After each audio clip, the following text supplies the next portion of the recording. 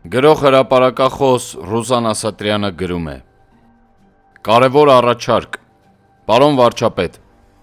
վերջապես պատմության մեջ առաջին անգամ Հայաստանի ղեկավարը հայտնվում է աշխարհի հզոր գերտերություններից մեկի ջերմ ընդունելությանը, ում պետական գզրոցներում մեկ դարից ավել փակված է հայոց ճակատագիրը։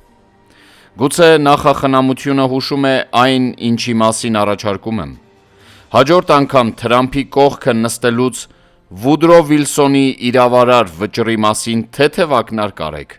օգտվեք ձեզ տրված հնարավորությունից, իշահ Հայաստանի,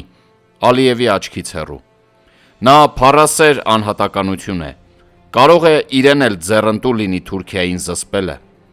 Սա իսկական Նոբելյան մրցանակի թեմա կլինի, հուշեք իրեն և երկուսիդ համար պատմական սենսացիա, ձեզ դարձնելով խաղաղության մունետիկներ։ Փորձեք խնդրեմ, փորձը փորձանք չէ։